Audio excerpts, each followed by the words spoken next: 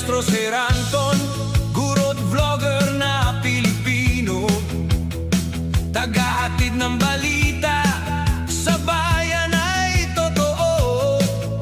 Mga benepisyo ng guro, kanyang tinatalakay. Sa video natin ngayon mga maestro ay pag-usapan naman natin itong tungkol sa GSIS Subsidy for STEM Program or GSSP.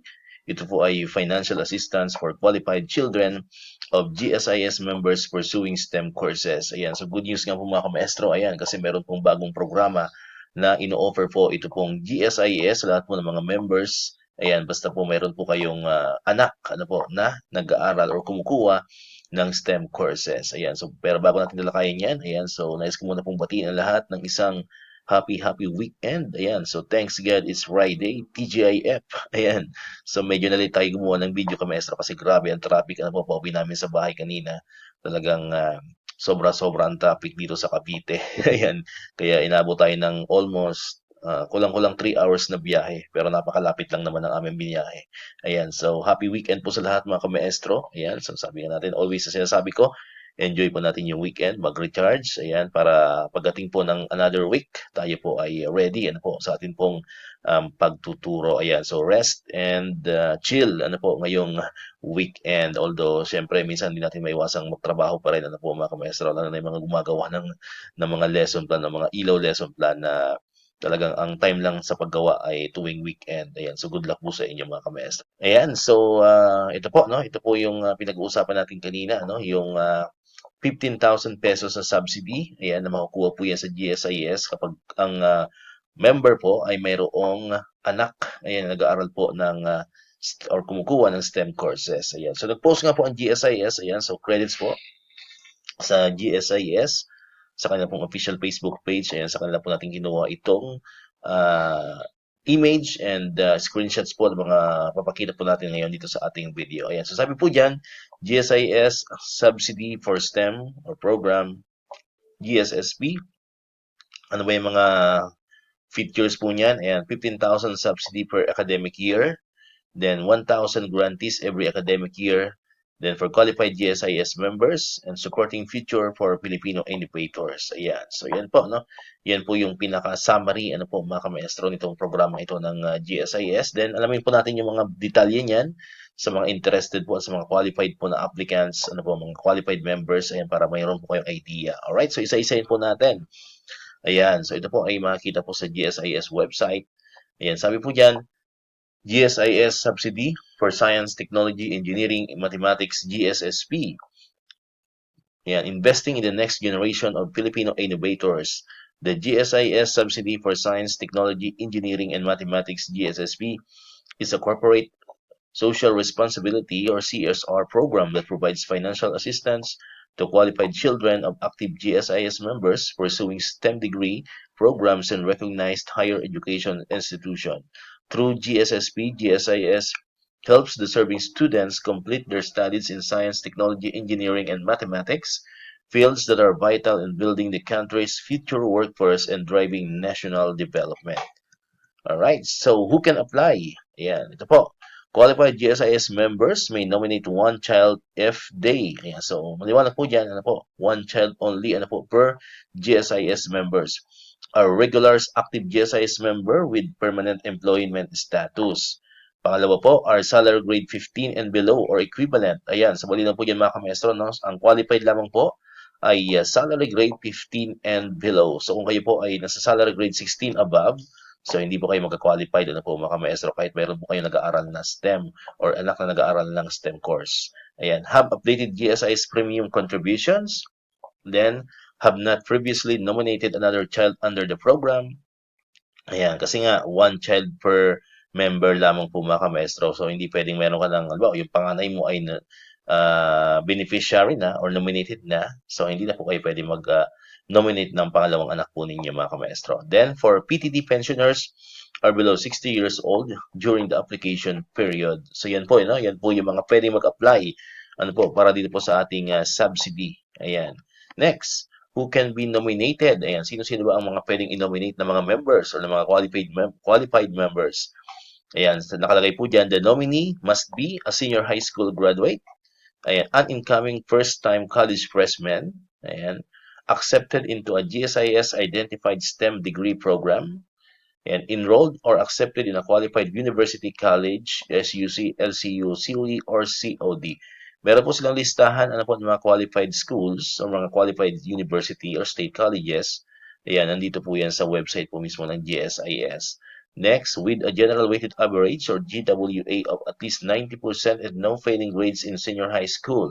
So muli na po yan mga kamestro, ano? Sana po dapat po ang inyong general weighted average is at least 90%. Ayan, and no failing grades. So kung may failed po kayo na grades, yung mga estudyante po natin ay hindi po sila ineligible po sila for this 15,000 subsidy. All right?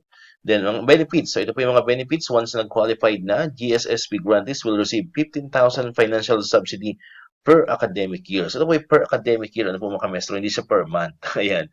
So per academic year lamang po siya, pero malaking tulong na rin siyempre, ano po yung 15,000 pesos na yan. The subsidy is released based on the school's academic term system and continues throughout the approved duration of the student's degree program, subject to compliance with program requirements. Ayan, available slots. Ayan, hanggang ilan ba ano po ang available na slots? Nakalagay diyan 100,000 grantees per academic year. Slots are distributed proportionally across regions. At least 20% of slots are reserved for persons with disabilities or PWDs, indigenous peoples, IPs, and solo parents. Ayan. Priority is given to qualified applicants with the lowest annual basic salary or pension. Ayan. Yan po mga kamestro, ano yung mga slots. So, 20% po ay allotted po yan for PWD, indigenous peoples, and solo parents. Ayan. Then, slots ito, maganda naman. Ano? Slots are distributed proportionally across regions. Ano, para fair naman po mga kamestro. Hindi lahat nasa NCR, hindi lahat nasa Calabarzon. So, distributed po siya proportionally across regions.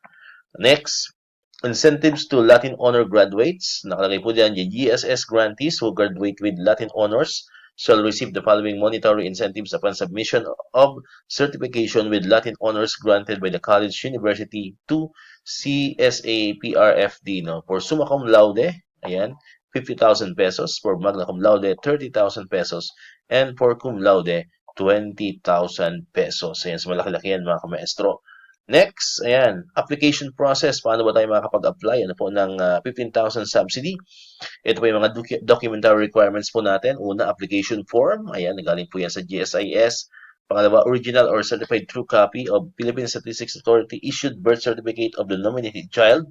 So, kailangan po ay mayroong PSA na certificate. Ayan. Next po ay original or certified true copy of Certificate of Employment of Service Record of the member of or disability claim approval for PTD pensioners. Next po ay certification from the college university that the child is accepted or enrolled during the current academic year and stating thereon the course, the duration of the course, and year level of the student. Portal printout must be certified true copy. Ayan. Next po ay original or certified true copy of senior high school report card with at least 90% general weighted average and with no failing grades. And for PWD, IP, and sole parent applicants, and or PWD children endorsements from the head agency office or their designated official attesting to the veracity of the claim that the applicant belongs to the above-mentioned sectors and valid PWD ID. Ayan. Next, ayan, application. Ayan, for the application period naman, ito po, no, June 30, 2026 lamang po yan hanggang August 31, 2026. Ayan, so meron lamang po tayong 2 months mga kamaestro, no?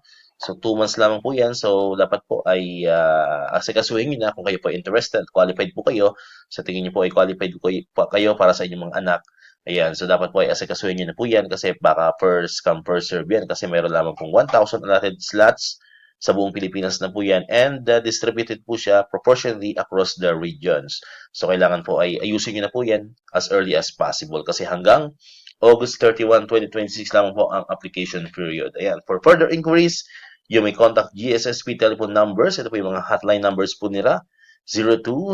02-8479-3571 and 02-8479-3572. Alright? So, yan po mga kamaestro. Ang information po natin. Complete na complete po yan mga kamaestro. Ayan. tungkol nga po dito sa 15,000 na subsidy for STEM program or the GSSP. Ito po ay financial assistance for qualified children of GSIS members pursuing STEM courses. Ayan. So, yan po mga kamestro. Kung may makakatulungan po kayo, huwag po kayo mahiya mag-comment po dyan sa ating mong comment section. Pag alam po natin ay sasagutin po natin yan mga kamestro. Alright, so dito na tapusin ang ating video ngayon mga kamestro. Kung di ka pa nakakapag-subscribe, click mo na ang subscribe button dyan para ikaw yung unang nakapanood ng mga videos na na-upload natin. Katulad yung mga updates pa rin about sa GSIS and other benefits sa mga teachers and government employees. And syempre, click mo na rin ang notification bell button para ma-notify ka, always update ka pag may mga bago tayong uploaded na videos. Muli, maraming salamat sa inyong panonood at pakikinig. Once again, El Maestro. See you on my next vlog. Bye-bye!